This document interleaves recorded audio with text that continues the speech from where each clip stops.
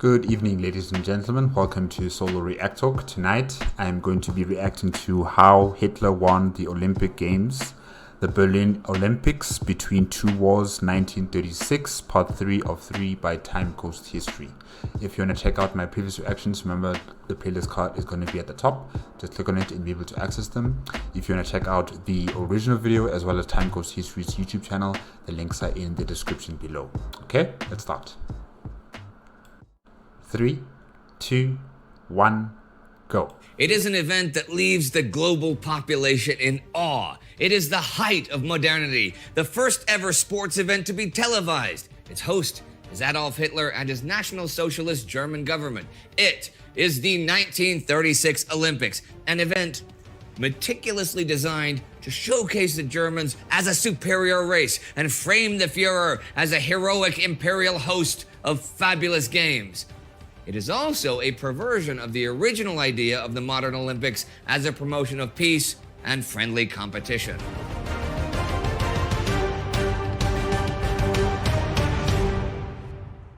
Welcome to Between Two Wars, a chronological summary of the interwar years, covering all facets of life, the uncertainty, hedonism, and euphoria, and ultimately, humanity's descent into the darkness of the Second World War. I'm Indy Nidell. The story of the Berlin Olympics starts in 1931, before Hitler is even in power. Germany had been banned from organizing international sports events after the Great War, and wants to get back into the game by bidding on the 1936 Summer and Winter Olympics.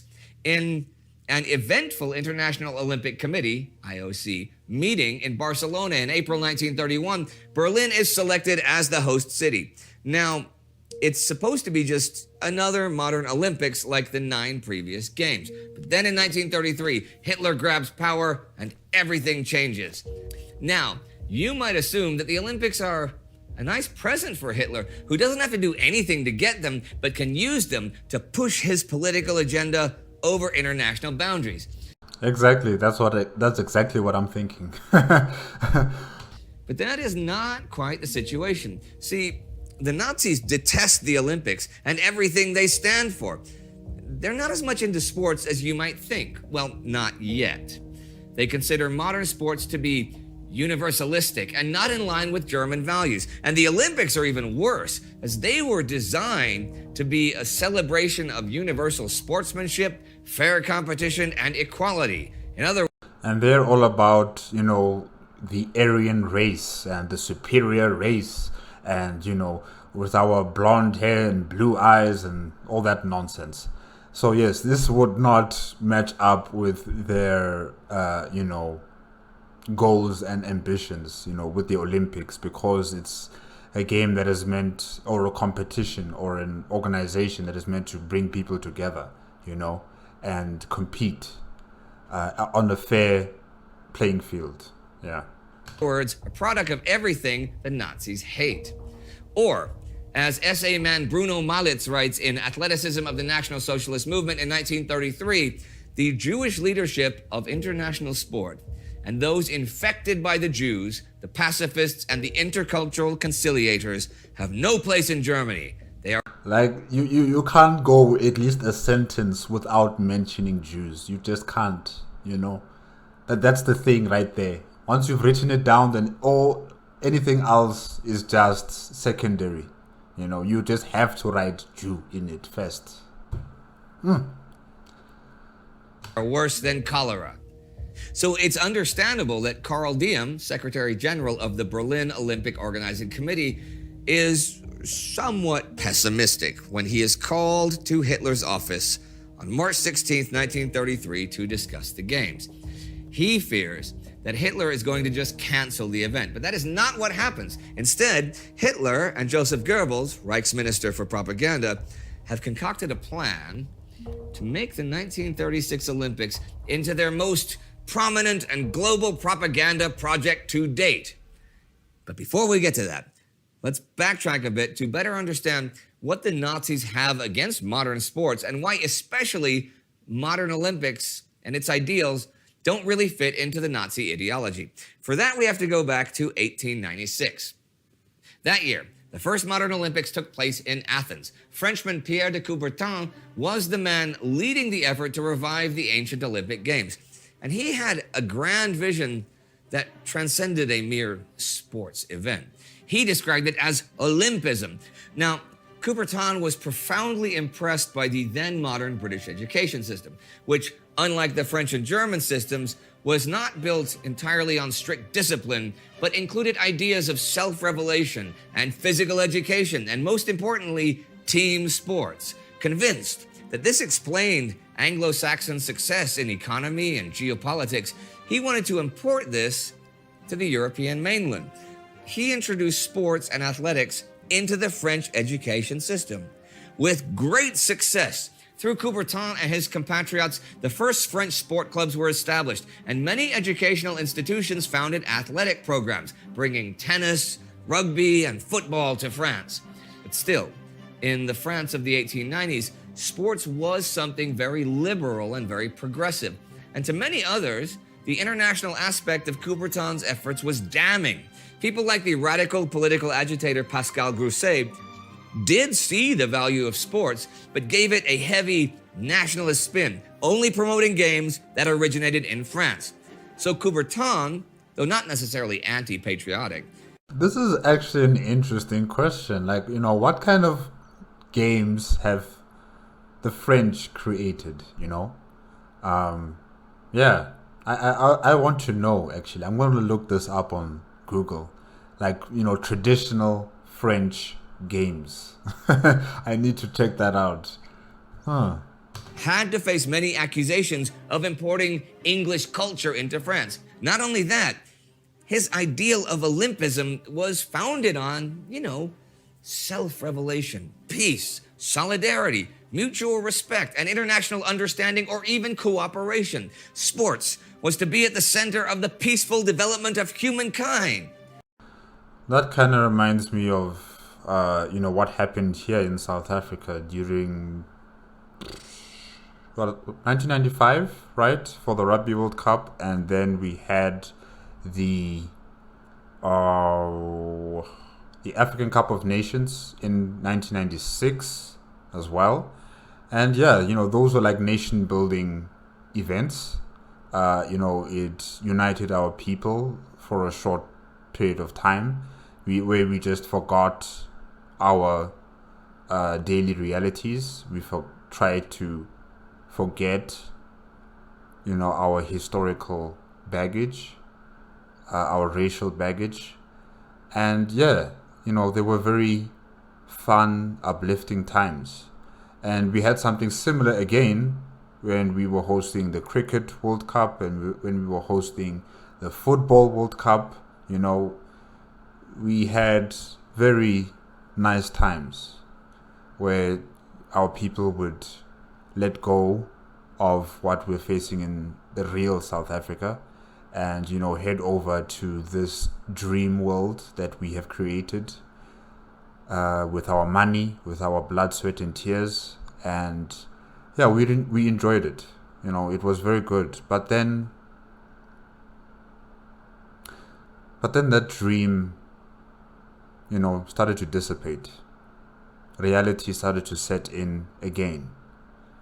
And we still haven't really dealt with racism. No, I shouldn't even say really, like we haven't. We're still at level 0. 0.000. We're still trying to find our feet in trying to resolve our issues with racism and discrimination and tribalism in some sectors.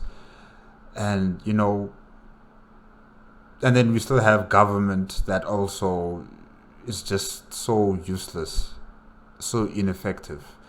So, yes, sports have that ability to take you out of reality, make you a patriotic person, fighting or supporting your country. And it gives you that feel-good feeling in you. But eventually it dissipates.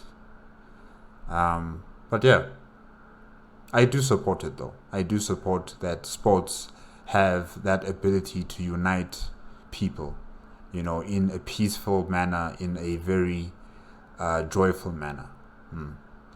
Optimistic? Idealistic? Okay, sure, maybe. But that was what the Olympics were a symbol of from the moment they first took place. Although others saw the Olympics as being more about differences than any sort of unity.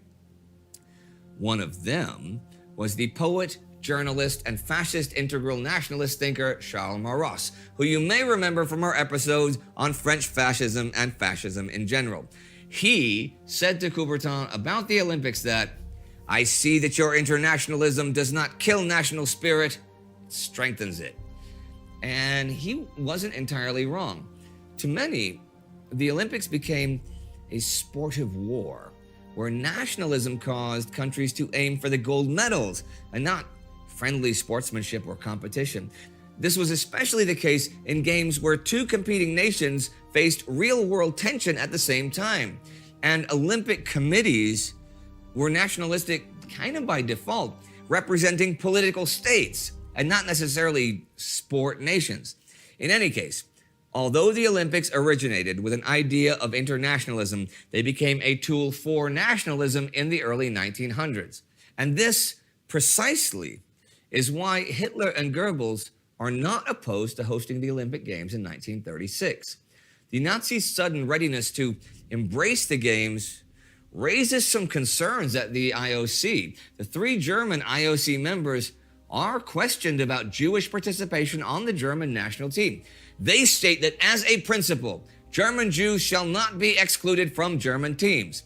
But while Karl Diem and German IOC representative Karl Ritter von Halt keep repeating this promise time and again, German sports clubs are actively banning Jews from participating. No surprise there. In 1935, after the Nuremberg race laws are issued, all Jews working for the German Olympic Committee are dismissed. There are protests and international calls for a boycott of the Games. But there's also support from abroad. For instance, Avery Brundage, chairman of the American Olympic Committee, soon claims that every call for a boycott is, quote, obviously written by a Jew or someone who has succumbed to Jewish propaganda. Subsequently, Henri de Baillet-Latour, Coubertin's successor as chairman of the IOC, is also furious at the Jewish boycott campaign. And still, a boycott does have wide support from non-Jewish groups and individuals in many places. In 1935, 43% of all Americans agree with the U.S. not sending a delegation. But these voices are soon silenced as Brundage just ignores them, and the American sports associations vote to go to Germany. It's only 43%. It's not enough. So Hitler gets his cake, and now he gets to eat it too. The second step in his plans is to use the Olympics for his own ends to incorporate sports into German life. As I said, Germany had not embraced sports or team sports the same way that France and Britain had. It was still seen as a liberal hobby.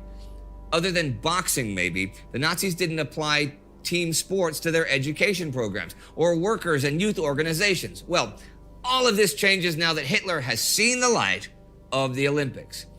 In 1934, the German League of the Reich for Physical Exercise, DRL, is created under the leadership of SA-man Hans von Schammer und Osten and changes the nature of sports in the Third Reich. Together with the Olympic organizers Diem and Ritter von Halt, even creating a new German sports ideal. I already told you about how the French adopted British ideas of self-revelation and collective sports to replace discipline, and how Maurras saw that this could be used to enhance the national spirit. Well, these three now take both of these concepts to the next level. All sports organizations are incorporated into the new DRL. Physical exercise becomes a staple of German work culture, education, youth movements, and the military. It is to promote a new ideal of healthy athleticism and the physical superiority of the Aryan race. A healthy, fit body becomes synonymous with the health of the German nation, and muscular aesthetics becomes synonymous with propaganda depictions of Germans. Popular government-sponsored magazines, such as Sport und Stadt, are founded with stylized pictures of Nazis engaged in sports, and attractive young people of the SA, the Bund Deutsche Mädel, and Hitlerjugend in muscular motion. So, within a Muscular motion. few years, sports goes from being a socialist hobby to being the standard of German unity and health, and a signifier of racial superiority. And the 1936 Olympics, that shall be the crown on all of this. It has to be magnificent. And it is. Monumental sports facilities are built, like the Olympic Stadium in Berlin, which holds 100,000 people. Yeah, the stadium's amazing, but there's no roof. So, well, I guess maybe it was a cloudy day, but on a sunny day, I don't want to be there. I don't want to be caught in that heat. So yeah, it's a beautiful stadium though, still. Yeah. An open-air pool, a state-of-the-art Olympic village with modern training facilities, no expenses spared. What to many today are gaudy, caricatured, oversized representatives of Aryan athletes are truly impressive to visitors from both Germany and abroad. New traditions speak to the imagination of imperial memories as well, like the relay of the Olympic torch from Olympia in Greece to the stadium in Berlin. The marathon winner in 1896, Spiridon Lauis, is invited to Berlin to crown Hitler with an olive branch. During the opening ceremony, the German airship Hindenburg flies over the stadium, trailing a gigantic Olympic flag.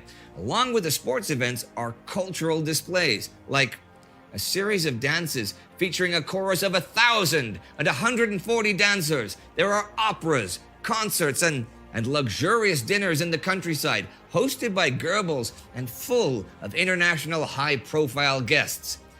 Things that today are staples of the Olympics and other major sporting events had never been seen before in 1936. The swastika is, of course, featured on banners, flags, uniforms, and buildings. The Hitler salute had already been incorporated into the German sports culture, but now many of the visiting teams even salute Hitler by bringing up their right arms as they walk past his stage during the opening ceremony. And Yikes. Yikes, guys. No. No. What are you doing? What are you doing? yet, Adolf Hitler is not at the center of it all, at least not by design. The IOC had feared that he would turn this whole thing into his own personal celebration and use it as a stage for his famous oratory, so they only allow him a single line in the opening ceremony. That's enough. He can just say hello, and that would be the most powerful word ever in the Olympics. That's enough. Just the fact that he's there, his presence is there. That's, the German people go wild. I declare the games of the 11th Olympiad of the modern era to be open. That's all. That's it. Jokingly, Hitler told Bailey Latour, "Count, I'll take the trouble to learn it by heart." Actually, that's good. That's funny. Yeah. I know, that is actually kind of funny. But whether or not Bailey Latour wanted it or not, the games are a celebration of Hitler, the Nazi Party, and Nazi Germany. Famed Nazi propaganda filmmaker Leni Riefenstahl is commissioned to create two awe-inspiring movies about the games, Olympia 1 and Olympia 2. While producing these, she establishes many sports filming techniques still used today, like zipline cameras, cameras with automatic dollies pulled along a track, multi-jointed jib arms, and telescopic lens film cameras along the field. Everyone who visits the games is presented with a polished, perfected, and staged image of Germany and its rulers. The games, and sports in general, become a celebration of German nationalism and nationalism in general, a recurring connection between the antique world and the German regime provides a sense of imperial grandeur and political legitimacy. But here's a perhaps unexpected thing. Racism is not at all at the center of the games. You see, Diem is well aware that he needs to hit the positive, and oppression, suppression, and hatred is really hard to spin as a positive thing to people who have not drunk the Kool-Aid, if you know what I mean. So instead, it's pageantry where the sky is the limit. Nazism is framed as progress, health, and happiness in monumental celebrations. In that sense, the Olympics are a perfect propaganda triumph for Adolf Hitler and his Nazis. Or are they? Because the actual games might suggest something different. I am aware I have not talked about the games themselves yet, and I'm not really going to, since, you know, it was for the most part a regular sports event with sports. Norwegian Ivar Ballengrund won 3 out of 4 speed skating races in the Winter Games. Great Britain won the ice hockey against 1932 Olympic winner Canada in a thrilling match. Yep, the Brits beat the Canucks. Britain has an ice hockey team?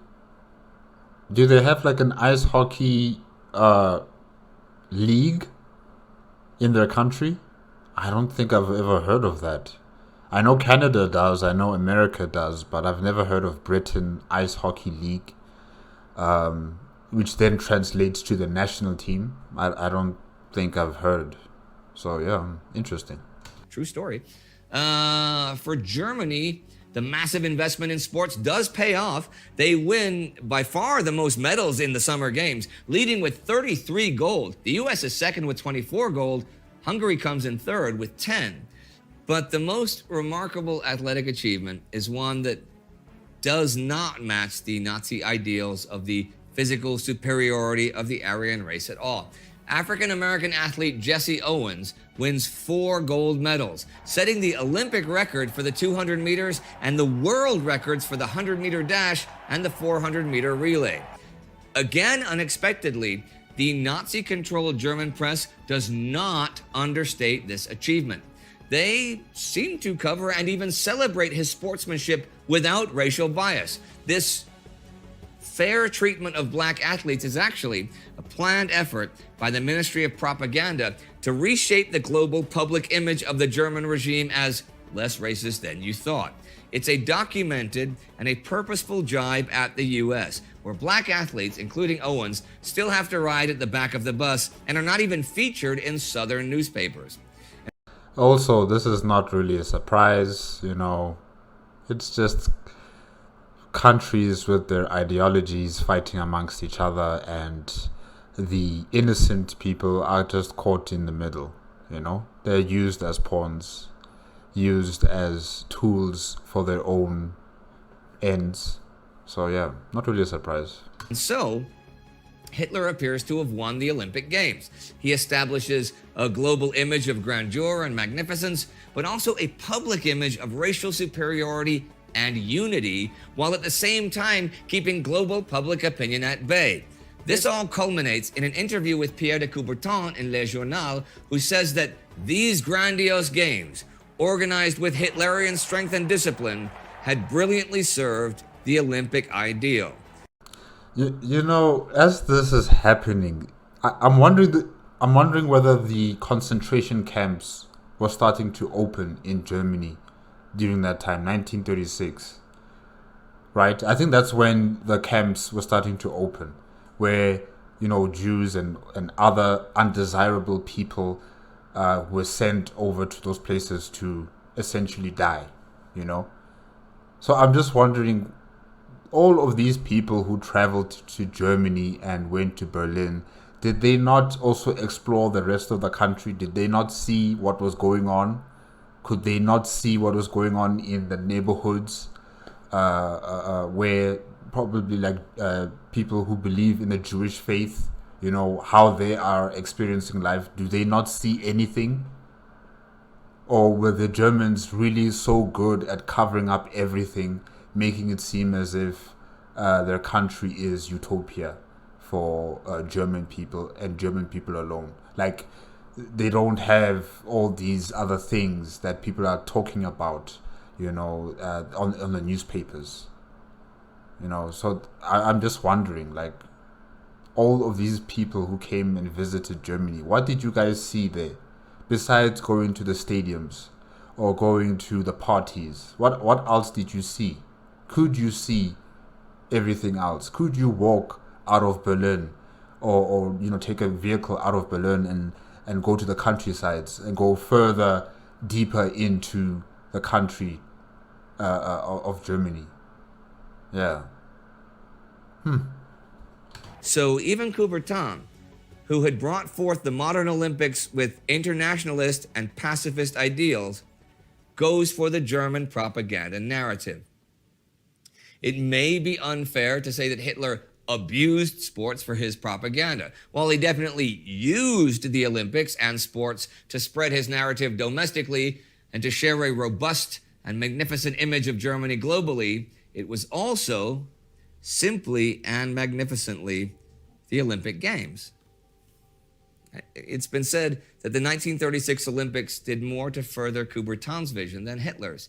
And sure, sports may have always had a political use before and after Hitler. And yes, many of the symbols and rituals that the Germans introduced in the Olympics are still used to this day, like the symbolism of the Olympic torch relay, the Olympic inauguration ceremony, sports filming, and so on, are used because it transcends far beyond Nazism. But we should not forget that Hitler used this event to enhance his image and obscure the industrial-scale, state-organized oppression, suppression, torture, and murder going on in Germany outside of the Olympic venues. And this false image of Nazism will prove essential as Hitler moves to expand his national network of racial hatred by cajoling the other nations of Europe into tacitly or even actively accepting his expansionist, bellicose plans that will soon escalate into a global conflict. And yet, the image that will survive far beyond the adulation of the Führer, dressed in the emperor's clothes, stronger in human memory than the magnificent sights, the banners, the Hitler salutes, national racial chauvinism, is the exact opposite of what Hitler wanted to achieve. It is that image of Jesse Owens rising above normal human limits to show us that greatness has no race. Greatness is not created by demagogues and cannot be stopped by demagoguery, because individual men and women rising above their own physical and mental limits can become an unstoppable force for the good of mankind. If you'd like to learn more about what was going on in Germany in the 1930s, you can click right here, any minute now, for a playlist about the rise of Nazism after the Great War. It goes all the way up until the outbreak of World War II. Our Time Ghost Army member of the week is Artem Polk. I mean it when I say we would not exist without people like Artem. So be like him and join the Time Ghost Army on Patreon or at timeghost.tv. Subscribe, ring that bell, and remember what Nelson Mandela said. Sport has the power to change the world. I realize this is Coca-Cola from a Coca-Cola glass. And no, we're not sponsored by them. But Coca-Cola was actually the very first sponsor of the modern Olympic Games back in 1896. See you next time.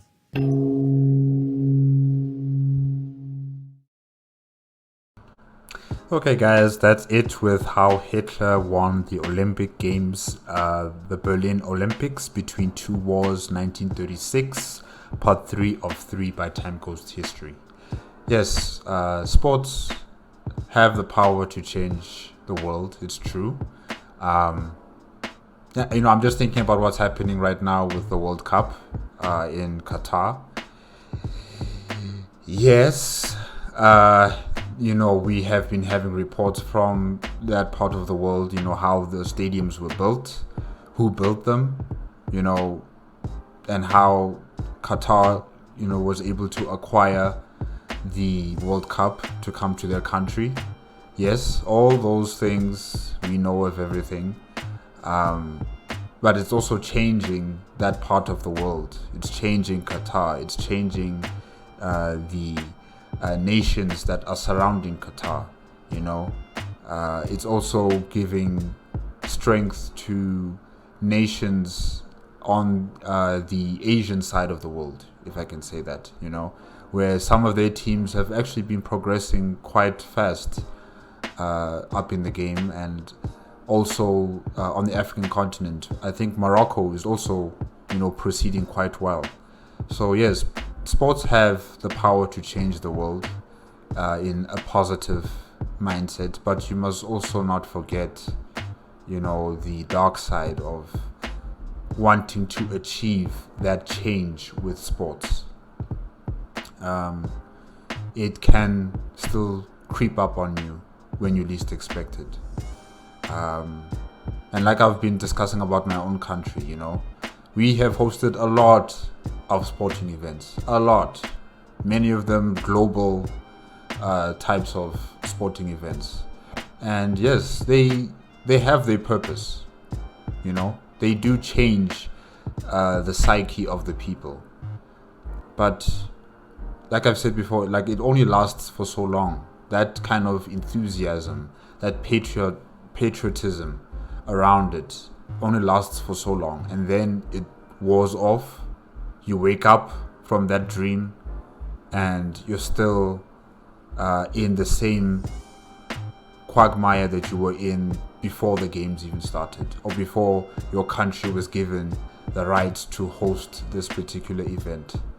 And just like what happened in Germany around 1936 during the Olympics, their country was going through turmoil politically, economically, socially. They were going through turmoil, and then of course with the Olympics, it kind of washed away those thoughts. It kept them entertained and busy, and it gave them a sense of unity and patriotism, and it's as if they all forgot about what's really going on in Germany, or maybe many of them just didn't even know what was really happening, and yeah, sport has the power to change, but just don't forget what is required for that sport to change the country. Yeah. Okay guys, I guess that's it for tonight with Time Ghost History. Remember, if you want to check out the original video as well as Time Ghost History's YouTube channel, the links are going to be in the description below. If you like my reaction, please give me a like, comment, and subscribe to my channel. Click on the notification bell if you want to be up to date with my latest videos, and I will see you guys next week. Okay? Good night.